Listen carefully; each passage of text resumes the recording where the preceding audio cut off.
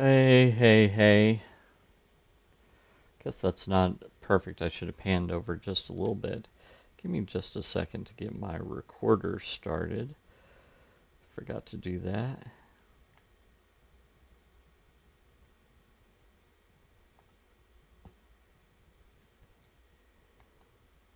Okay. So that's good. Let me tweak my shot one more time. And there. Sorry to be a bit of a perfectionist. It's just part of who I am. So, okay.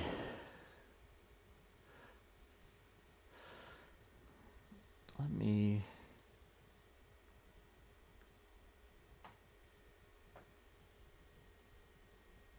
see if I can't tweak this.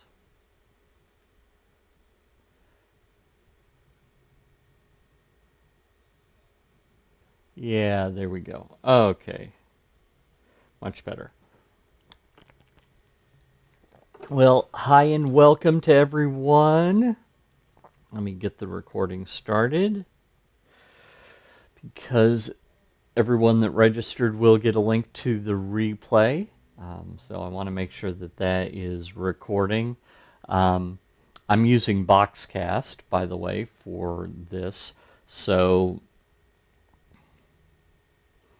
that's just an FYI. I absolutely could have used ProPresenter for the encoding and sent it directly to YouTube. I've also got what I'm recording on is a YOLO Box Pro, and it can both record and encode, but it's a best practice, by the way, to split off things as much as you can. This is stuff that I've collected over the years, so that's why I can use ProPresenter for one thing, record on another thing, and then encode on still another thing, so that if I had a problem with any of those, I could just swap things out. Problem solved. So let me welcome people that are here, and then we'll get going on some of this stuff. Let me make sure that, yeah. Just wanted to make sure that my Stream Deck was acting as I anticipated that it should. So let me scroll back through here. One thing I don't like about the chat that this uses is that it doesn't just give me a list of everyone that's here, but hi to Jackie, Carol, Sony John, Julia, Missy, Michelle, Margie, who's a Church Tech U member. Hi to you. And then Teresa. I know that Julia is watching from England, and we've got Teresa from Tennessee. Also, Margie is in Florida. Jackie's in Trinidad and Tobago. So we've got Ellen, Ed Smith, and Curtis. And Kelly just popped in to say hi. So hi to everyone. I'm really excited that we've got everyone. Feel free to put the video full screen when I'm actually into ProPresenter, and we'll go from there.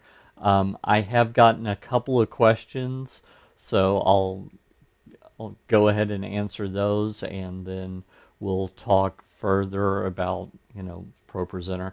Last time I went over kind of some basics of the just how things are laid out and how to add screens, things like that. Just really some basic stuff. And then I took some questions. So today I thought that I'd pick up a little bit where I left off. As it turns out, more than once I've done like a 6-hour class on this, starting with the basics, moving all the way to the more intermediate stuff. But there is so much in ProPresenter that I can't even begin to cover it all in the time that we have. So hope that you don't think that you're going to be the expert to end all experts at the end of this, because that's just not going to happen. We just don't have the time for that.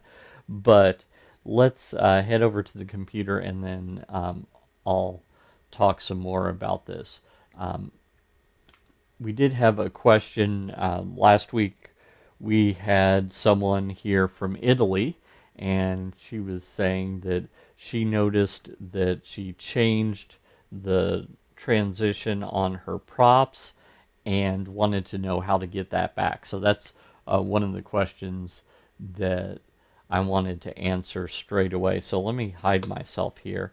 If we're in the lower right hand corner of ProPresenter right here, this stack of things, that is the props. So ProPresenter operates on a series of layers. This is one of the most flexible layers. People tend to, anytime they want to do something unusual, they tend to want to use a prop. I'm going to encourage you here. Let me go back to myself for a second. I'm going to encourage you, if you want to do something unusual like a lower third or other things, if there's a way to do that other than with a prop, I'm going to encourage you to do that, because the props layer is so versatile that I like to save it for when I have no other choice but to use it. So, all that to say, going back here, she was saying that she changed the transition on the props layer and wanted to know how to change it back. Well, there's a couple of different places where that could have been changed. If we go so straight on down from the props themselves, there is this icon. If it looks like this, it's a cut. If it looks like this, so let's go back here, it's a dissolve. So like a full bar and then this checkerboard pattern. You'll notice these two transitions over here under the media layer have a cut and a dissolve, but then there's a third one that's marked advanced. So if we click on this, and let's go to the 3D cube spin, which if we go back to the 1980s would have been very cool, but nowadays it's kind of outdated, so I wouldn't want to use that very much. So you'll notice that it has this icon. That is the icon for everything other than the cut or the dissolve. So that this icon back here, down here, underneath the props, that affects all props unless. So let's say that you'd gotten onto a cube, but you really wanted to be on a cut. All you have to do is select cut. And now the props will all cut in. Unless, and that's an important unless, if we right click on it, notice there's a choice for transitions. So that affects that particular prop and that particular prop only. So I could have half a dozen props easily, and maybe some of them I want to use the default transition, which is the one down here, but some of them I want them to use a totally different transition. I can right click on those, select transitions, and then select the transition that I want. So let's say that I wanted to use crosshatch here. So with crosshatch, as soon as I click this, this will use that transition to come in. And notice how it says it in the lower right hand corner here. If I wanted to go back to this transition, this is a little tricky. It's not hard, but you've got to know about it. So let me show you what I'm saying. So if we right click again and select transition, if you wanted to go back to the default transition, there's none that's listed as default. So you might be thinking, well, how do I do that? Up here, upper left-hand corner, this is the tricky bit. That doesn't look like it's a button, but it actually is a button. So you click default, and notice that down here it went away, and so now it would be using this transition down here. So that is kind of what I wanted to tell her, is that it depends on how she changed the transition as to how you need to get it back.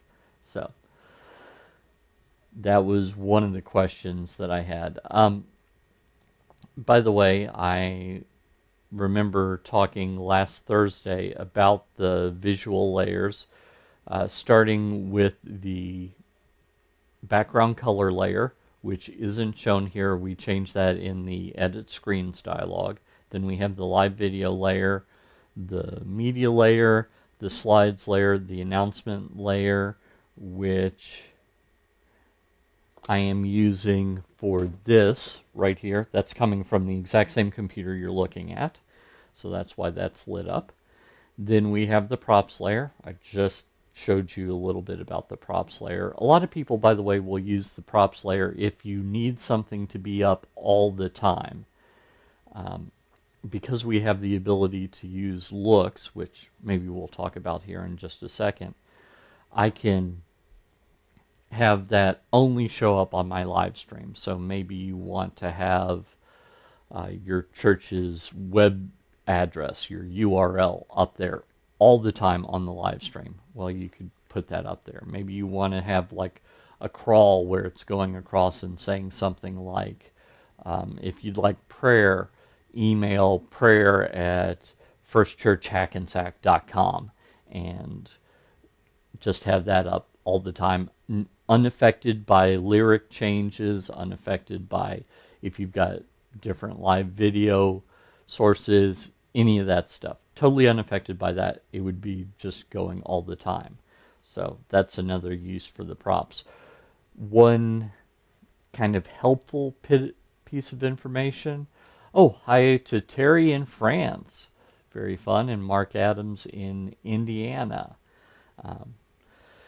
So one helpful piece of information about props is with the slides layer, the announcement layer, most of the layers, when you select something different, it gets rid of the previous something. So for lyrics, when you click on the new slide, it gets rid of the old slide. Doesn't delete it, but it just removes it from view, right? So with props, you can actually stack multiples. Now, they don't have to be literally on top of one another, but going back to our example of the web URL, you could put that up during part of the service, and maybe at the beginning of the service you want what we call in live television a bug. So maybe you just want the church's logo to show up, but only during a certain amount of time. So you could also use props, so leave that up with the website, and then put in the church logo, and then later you take the church logo out. Did not affect the website whatsoever. They're just totally separate. So you could put them up in any order and leave them up, remove one, remove them all, etc. So it's very versatile that way.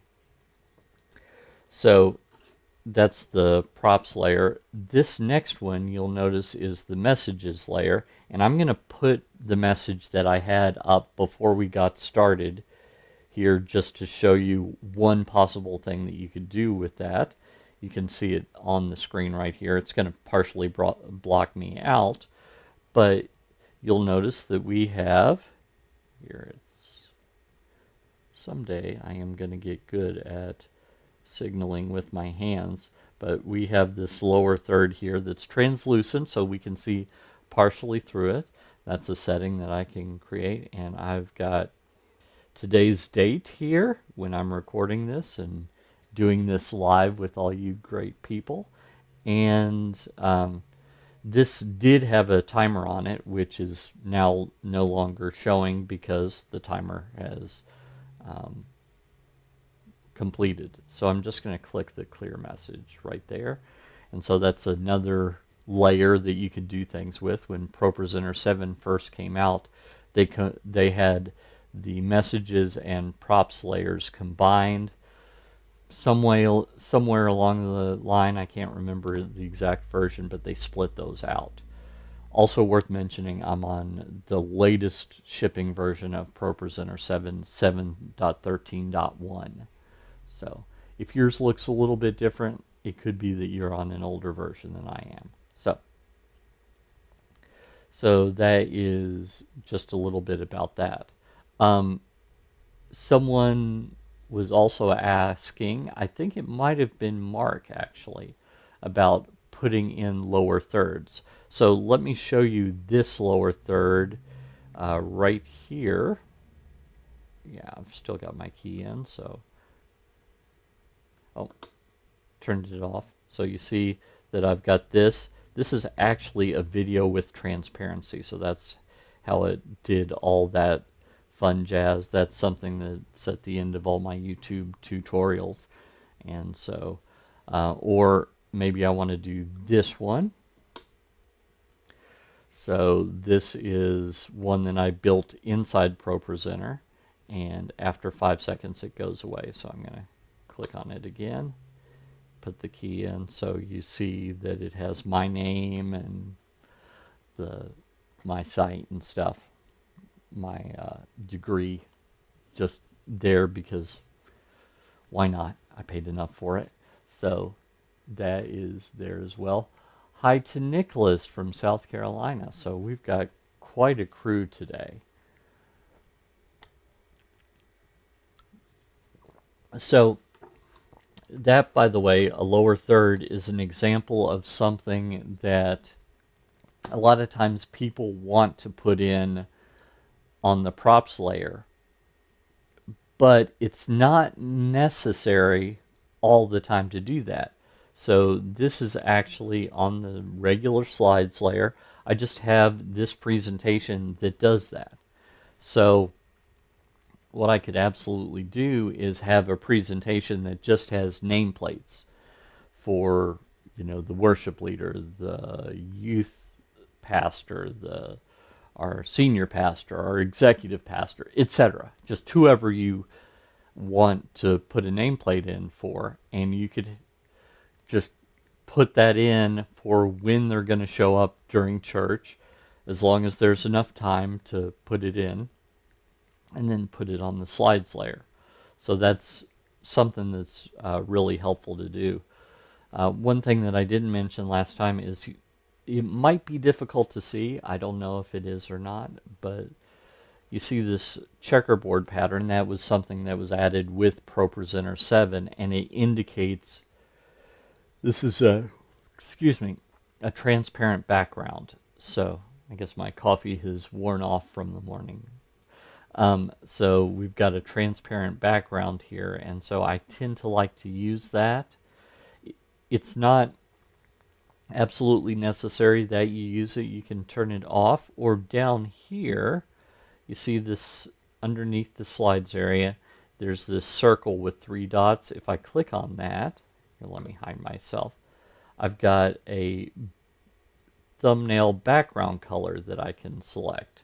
And I've chosen this kind of on purpose, that it's not so dark that it hides anything that's black, and it's not so bright that it hides anything that's white. So that's why I chose that right there.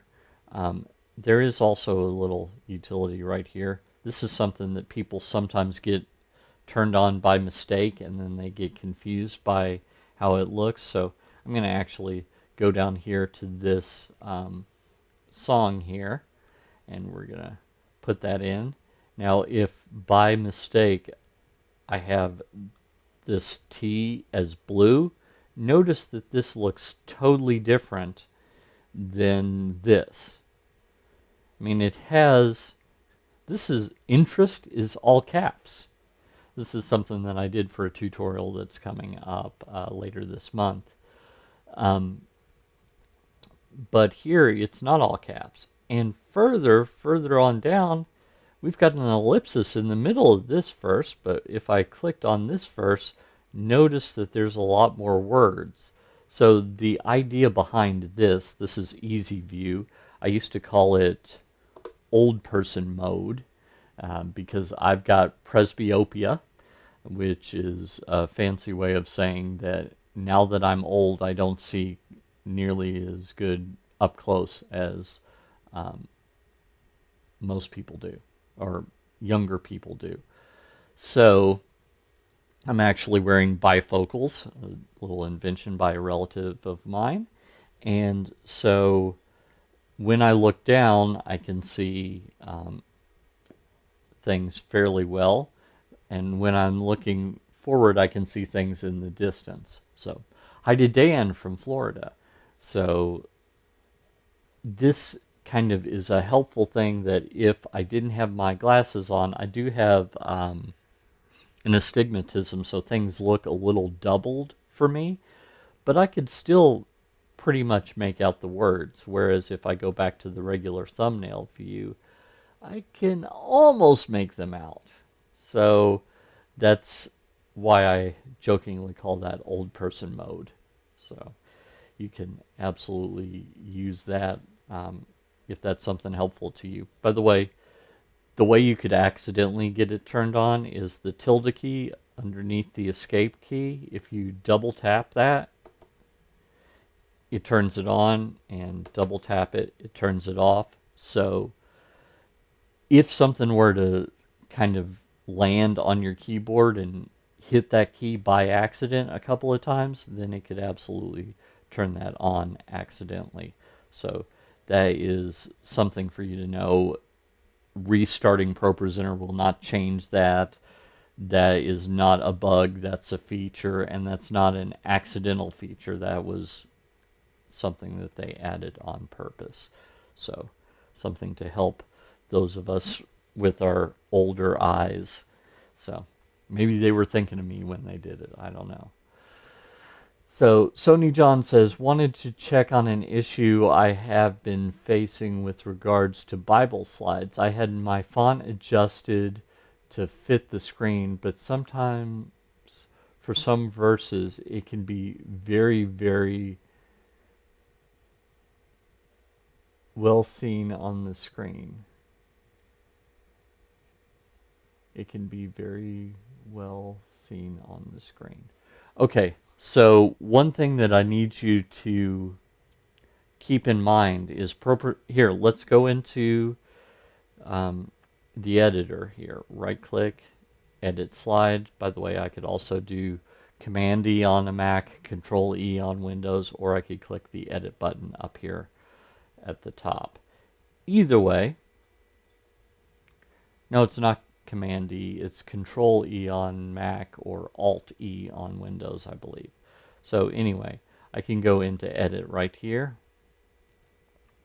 And the first thing when someone says that something changes sizes, the first thing that I think is if we click here in the text box for this,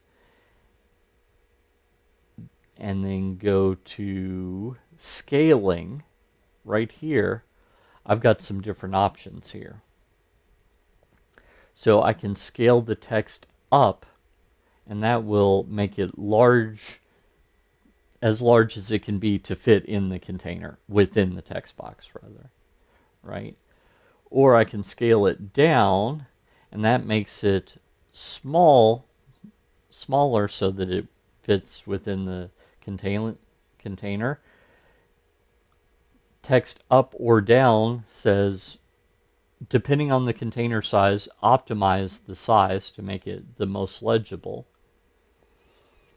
Or what I tend to do, because I'm more of a control freak, is leave it on none. So I would check in your theme that you're using for the Bible and check to see if that's set to none. I would prefer to set the size here, because notice when I set this to text up, if I try and change the size, really that doesn't do anything. So that's, yeah, so see how I'm doing this, and it's kind of trying to do something, but it's not really doing it. that's a problem. Whereas if I was on none, it gets much smaller. So I'm going to double click on that and set that to 70 because that's what it was set on initially. And so that's the first thing that I would do. Also, if you go into Bible here, notice you have a version, so you can choose any of the versions. Most of these are they're in the public domain, so therefore they're free, with the notable exemption of the New Living Translation. I bought that just to show someone how to have access to it, but the rest of these are the free versions. So I'm not making any theological point about the versions that I chose other than that my church was using the New Living, so that's why I bought that at the time that I did. Now, notice here, once you select that, you do need to select which text box in the particular theme has the verse and which text box in the particular theme has the reference. Very important. So when I do a scripture lookup for John 3:16, for example, it puts it where I expect it to be. Now, also notice under options up here, I had that set to no reference. So despite the fact that I have a place for the reference, this overrides it and says, just don't put the reference in there. So I could put it verse references, so that's with each verse. I could do it with each passage, the last passage, etc. So I've got some flexibility here. This is where I choose what theme I want to use for the scripture. And then this gives me some additional flexibility. Notice I've got break on verse selected, but it could be that you don't want it to break on the verse. If and only if you're using one translation, then you can turn that off and it will display multiple verses on a slide. If you have two or more translations that you're putting up at exactly the same time, which is something that ProPresenter 7 does, then you have you no longer have that as an option. So you can show verse numbers or don't show them, show the translation or don't show it. This bottom one, preserve font color, is particularly helpful for if you have a red letter version of the Bible that you're using. So maybe you want the words of Jesus to continue to be in red. That's not inspired, by the way. That's just a helpful thing that some translators have done. The words of Jesus, of course, are inspired. The Bible, of course, is inspired, but the color red is not necessarily inspired. The original writers all used kind of do-it-yourself homemade ink on parchment or papyrus. So they probably did not use red whatsoever. They probably just used black, basically. So this also is where you would import what library you're going to import it into if you're going to save this scripture as opposed to just displaying it from here. So one thing that I tend to tell people is have a Bible passages library if you save these pieces of scripture, and that way you can from time to time just clear out the Bible, unless your church exclusively preaches from the lectionary, where you're going to reuse the same stuff every 3 years or so.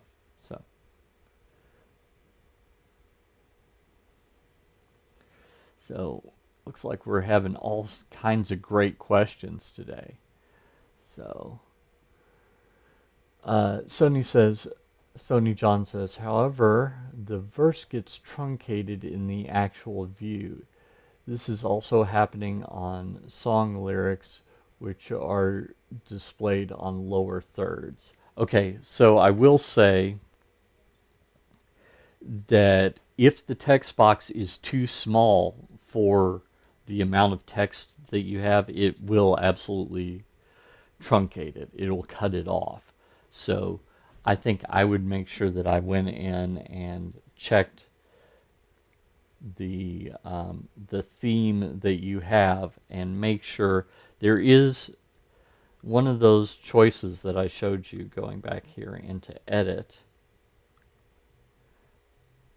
So for text, we also can scale up or down the container. And if you're running into an issue where it's cutting off, maybe what you need to do is increase the size of the text box itself. And so you can do that with container up or down. And it could be that you won't even notice that if you don't have a background color on the container or you don't have an outline around the container. So that might be something that you would want to do. Lower thirds do tend to be smaller. So good question.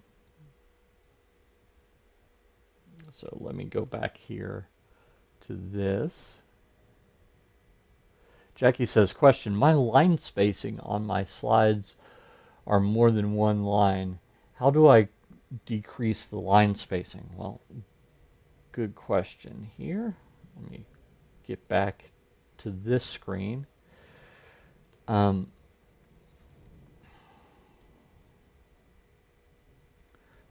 to remember where this is. Let's check here. Yep, here it is. So you see this little gear icon immediately under the number value for the size of the font? There is a line spacing choice. So notice that as I made that smaller, the space between these two lines went away, and as I increase this, the space increases. See? So that's exactly where I would do it. I think it was 9 or 10, so just to bring that back to where it was. So there's also a paragraph spacing, by the way, which is a little bit different. That's in between paragraphs. So depending on the text that you have, it could be that paragraph spacing is what you need to play around with as well. Wow.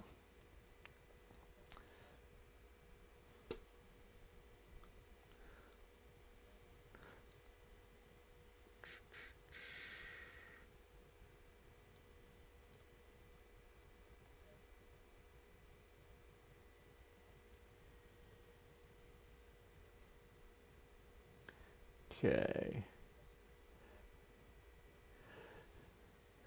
Becky says, off subject, ProPresenter 7 has been crashing within minutes from using all the application memory of our Mac Mini. This just started on Sunday morning just before service. Okay, let me tell you that anytime ProPresenter crashes, the first thing I always check is a user file. A simple check for this is you make a new user account on your computer. Call it test or whatever. And log out of your regular account. Log into that one. Fire up ProPresenter. Play around with it. Does it still crash? If it still crashes, then there's something wrong with the software itself. I would re-download that version and replace it. On a Mac Mini, it's really easy. You just drag it into the applications folder. It'll ask you if you want to replace it. You click yes, you're done. More likely, though, it's a user file. More likely, in this test account, when you're playing around with stuff, you'll find that it works perfectly fine. There's no problems whatsoever. And you're thinking, what's going on? Well, that was just the first step of the test. I expect that it's probably some file that ProPresenter is using that has some sort of problem. I'm not going to say it's corrupted because technically most of the time it's not, but the file has a problem. This can be something that shows up when you upgrade ProPresenter, and it's not that ProPresenter caused the problem, it just showed a problem that was already there. So a previous version was more tolerant of a problem, and the new version is less tolerant of the problem. But the problem was there the entire time.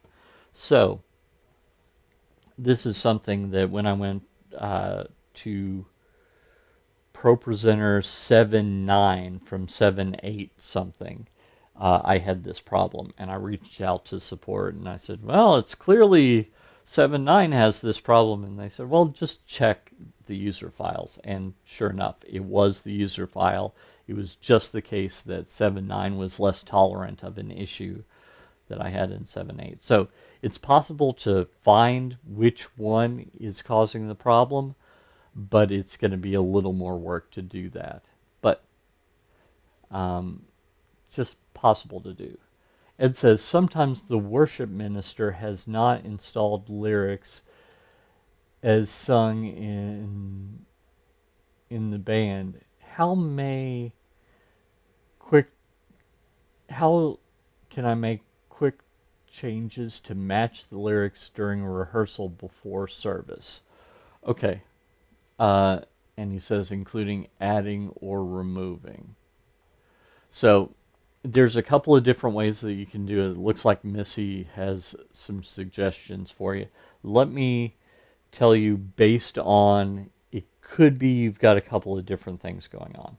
So let's head back over to my computer.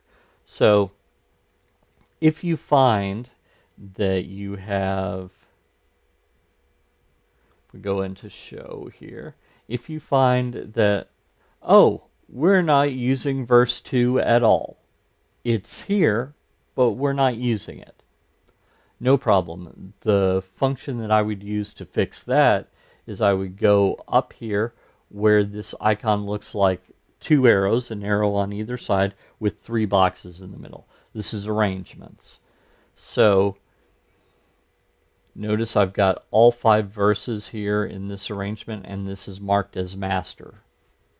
So you may not actually sing the master arrangement ever, but I would have everything possible in the master arrangement for the off chance that you do sing everything in the master arrangement. I've said this before. Growing up, I don't know what my music minister growing up had against the third verse of a hymn, but we always sang first, second, and last stanza. Always. And so I don't know what he had against number 3, but that's what we always sang. So in that case, I would create a new arrangement. And let's call this Jerry, because that was his name. And as I said, if we don't want 2 at all, we can just click on the little X to make 2. So 1, 3, 4. Oops, I made a mistake. It's actually verse 3 and 4 we don't want. So I do that first, second, and last. I'm done, if that's the problem that I have. If the other problem that I have is that something is misspelled,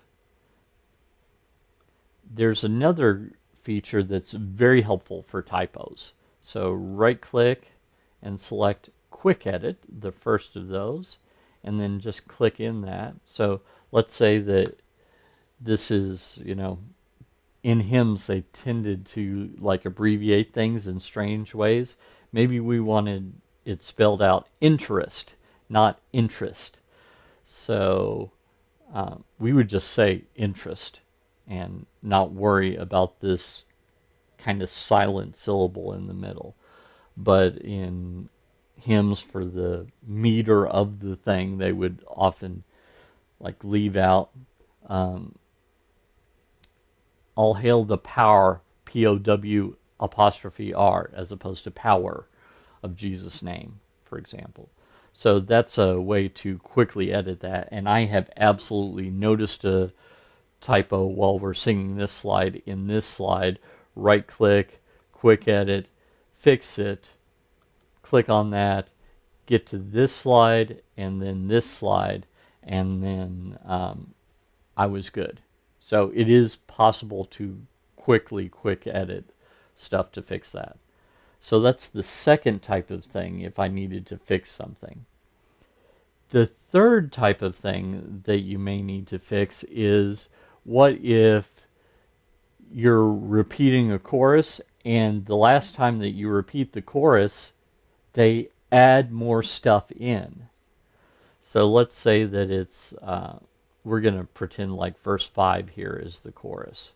So notice it has verse 5 here, and it has verse 5 here. There is only one verse 5 in the master arrangement. So if I were to make a change on verse 5 here, it would affect verse 5 here. So I don't want to do that, because there is only one verse 5. It's just kind of showing it twice. So that's how that works. If I wanted to, let's say, repeat this last slide one more time, I could absolutely just click on it one more time.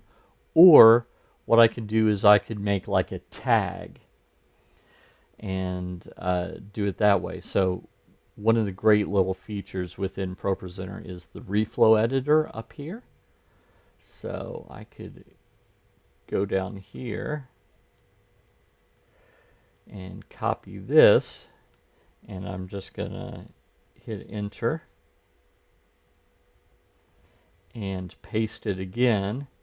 Now the problem is that those are all on one slide. If I click where I want the slide to split, there's insert slide break right here. And now I've got an additional slide, but as I said, now it affects both instances of verse 5. So what I would need to do is right click and change that group to, let's hide myself, let's say tag right there. And then once I've done that, notice that I can move the tag where I want it to be. So we do verse 5, repeat verse 5, and then have this tag which repeats that last little bit. The other thing is, what if the time that we sing verse 5 here again, turns out when we sing it somewhat differently. So it's like an alternate chorus.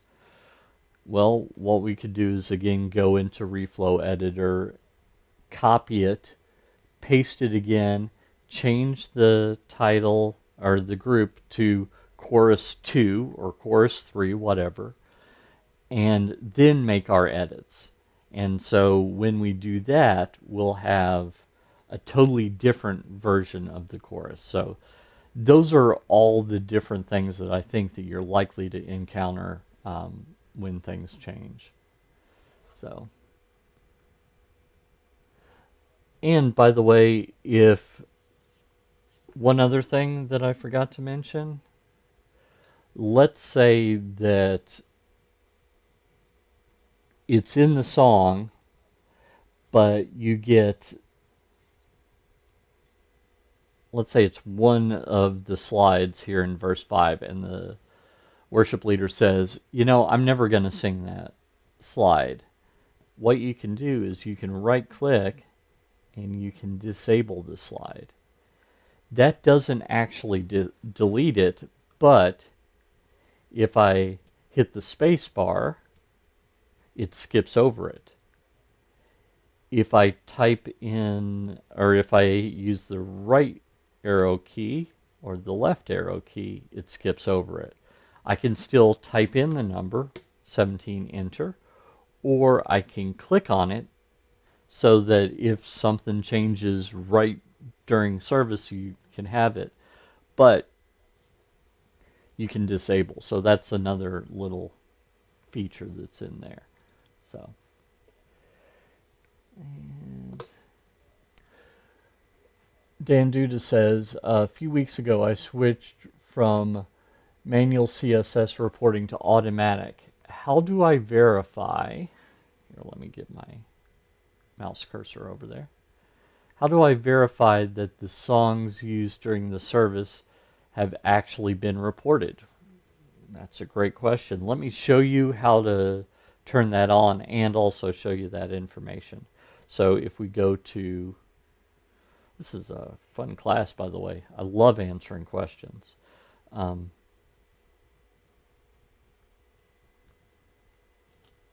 Get my mouse back.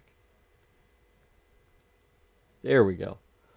Just hitting the wrong number. Okay, so if we go to ProPresenter and then Settings, if you're on macOS Ventura or newer, or Preferences if you're on any other operating system that ProPresenter runs on, then go to General, I believe it is.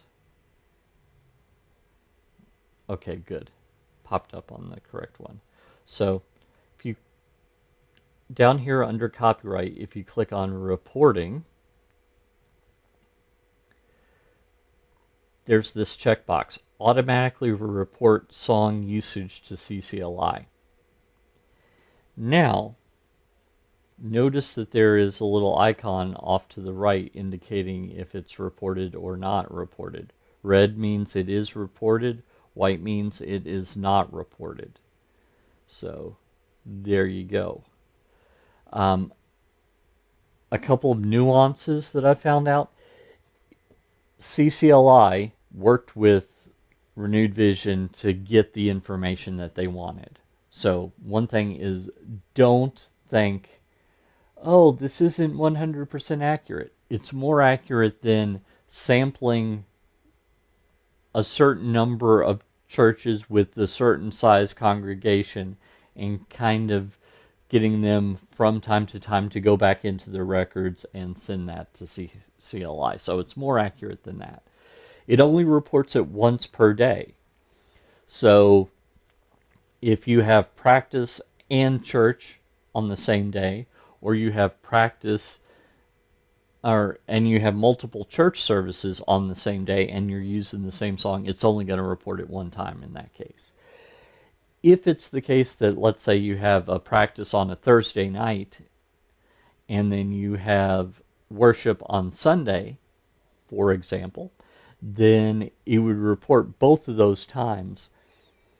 But I don't know this for sure, but I would think that it would be fairly easy for them to look at the data and go, this particular church, like 90% of the time, they use the same song for two different situations. Always on a Thursday, always on a Sunday, always the same song. Either they've got two services every week that are like this, or more likely, Thursday is practice. So that's not exactly something that we should count. There have been people that have reached out to CCLI and they say that with this more accurate data, we're not raising the prices or anything. We're just trying to be more accurate so that we can pay out to the correct artist the correct proportion of the money. So,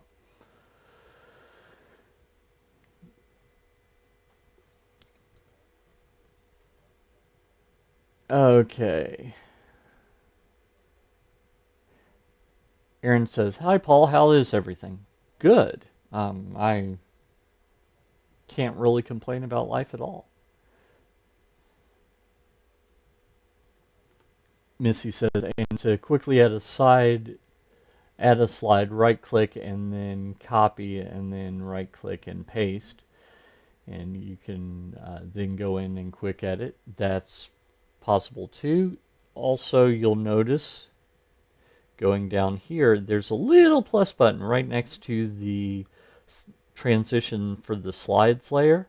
If you click on the little plus button, you can choose what theme you want to use, but then add a slide and it'll add it after the slide that is currently selected. So that's another way to quickly add a slide.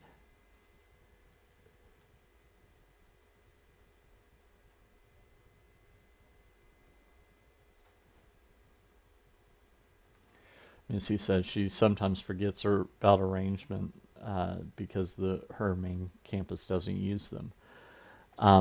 One thing that I would absolutely suggest is if you ever sing the same song a different way, the temptation would be to create a new version of the song in the library, but that can really get ungainly very quickly. And the downside is, unless your labeling is really good, for example, let's talk about Amazing Grace. If you have Amazing Grace and you change that to be like a different arrangement of the same song, and you haven't very well labeled it, you could by accident get the wrong arrangement when you're creating anything. And if you haven't paid attention really well during practice, you could actually get into the service and there's a verse that's totally missing. So arrangements is really a helpful thing, because if you realize that, you could just add that verse to the arrangement really quick. And it just makes it nice and easy to know that every one of these in the library has everything that I need in it, and then I can just tweak it.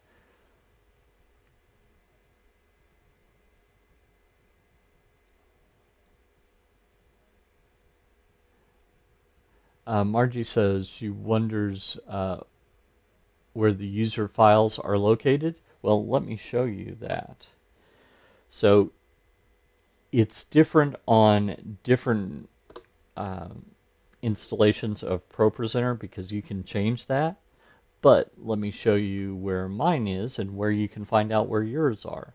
Go to ProPresenter, then Preferences or Settings, then down here to Advanced, I believe is the one. Yep. So you see where it says Support Files. Click on that, and it will show you your ProPresenter folder with all the file things in there. So that's where those are. Don't click select here, by the way.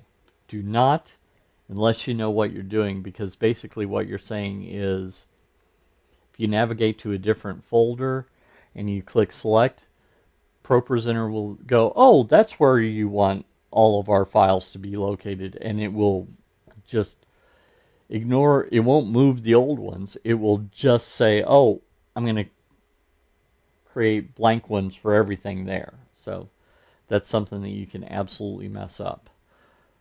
This also tells you the file path. In this case, it's the user and then the ProPresenter folder. So on a Mac, for example, I know that it has really good file search.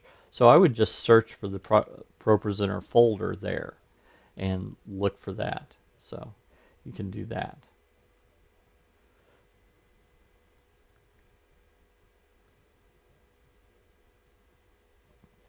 Sony John says, how do we add an action where when I click any Bible verse, a background image from the media is selected and displayed simultaneously?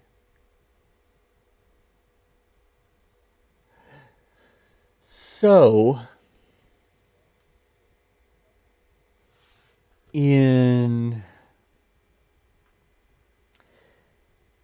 I think it was 7-11 they added this capability. So let me show you what I'm thinking. So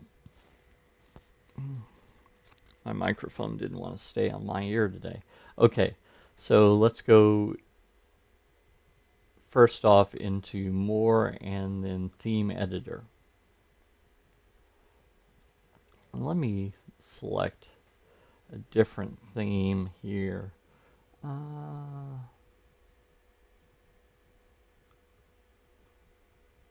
See if Abstract Flow has got this.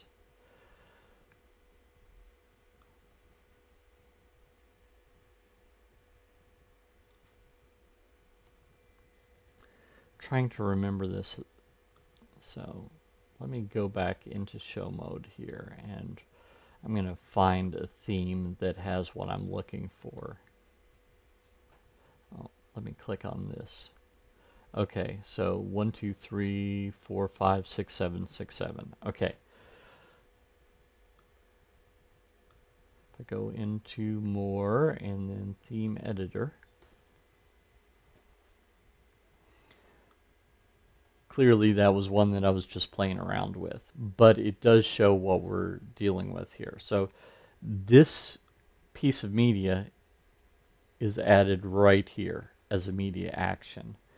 So as part of this particular theme, if I'd chosen that theme with the Bible, it would add that piece of media automatically from the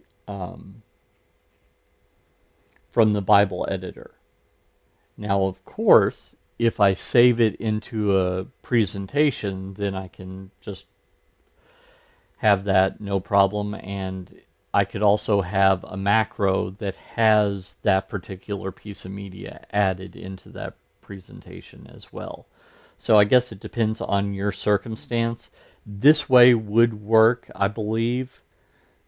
I'd have to actually test it, so let's actually do that. So let's go into Bible. And then I'm going to go to Options. Change the theme to 1, 2, 3, 4, 5, 6, 7, 6, 7. And notice if I turn off that blue icon that looks like an image, what that's doing is it's turning off the background that is saved with that theme. Instead, I'm going to turn that on and select that.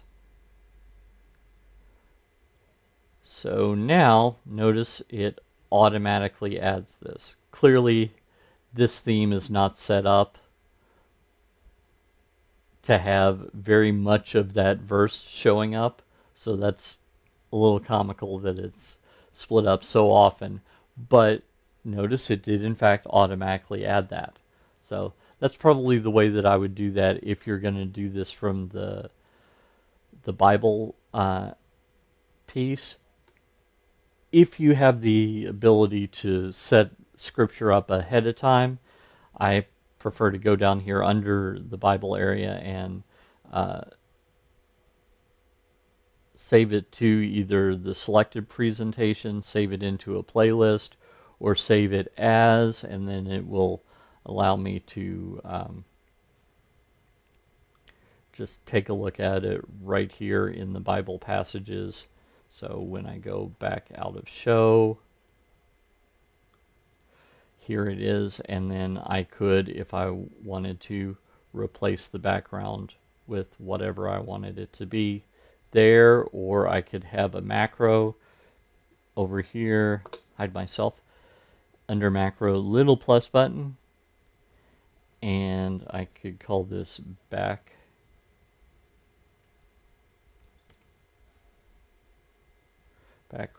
and then right click on it, add media action,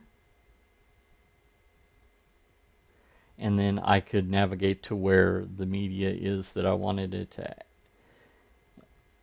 add, and then I can just drag that onto the first slide and it would add that media. So a few different ways to do it.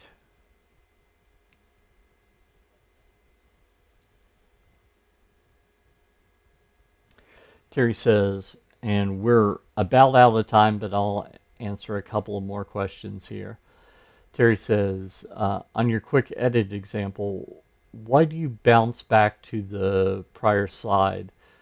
Clicking on the corrected slide should be sufficient. Yes. Well, so let's go back into here, and so what I was saying was I was on this slide and I noticed the problem on this slide. Right click, quick edit, fix this slide, turn off quick edit, and then go on to the next slide before the next slide is up. So if instead I noticed it here, fixed it, closed it, and then there, then just clicking on the current one would work. So yep, it was just my one example where I was reading far enough ahead that I was a few slides further on that I quick edited. But yeah, that is why.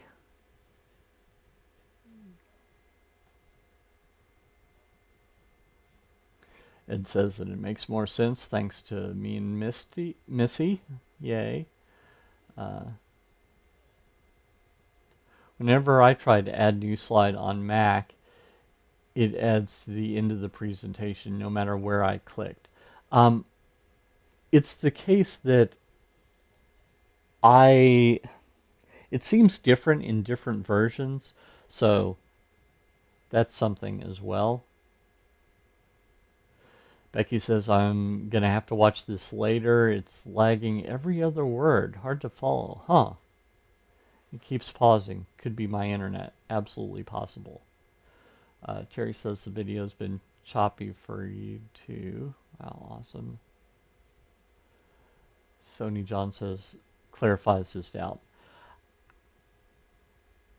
While it is possible that the problems you're having are on my end, I don't think it is because everyone's not having the same problem.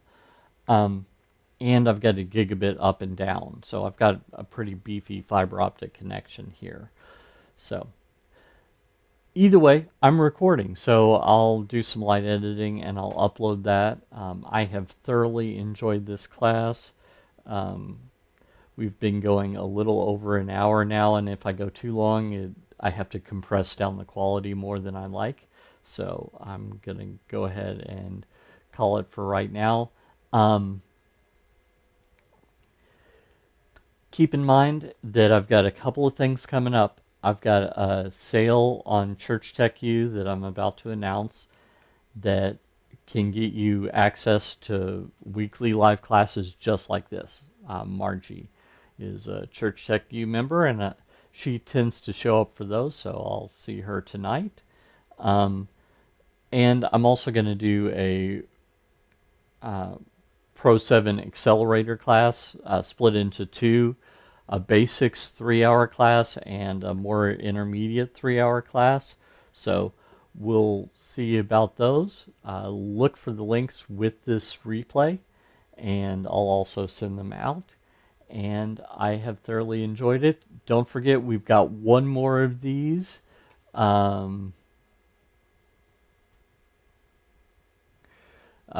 Ralph says that he's not having a problem and he's got a similarly beefy connection to me.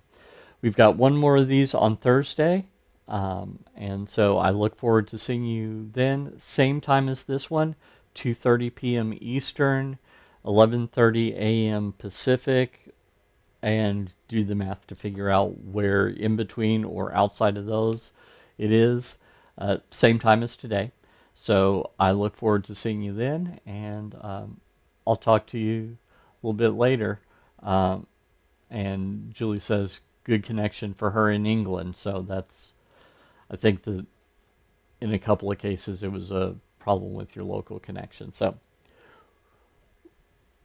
glad to hear that it wasn't everyone. I'll get this recorded and uploaded and send out reminders to everyone, including those who couldn't make it live today. And I look forward to seeing you Thursday. Talk to you all later. Bye.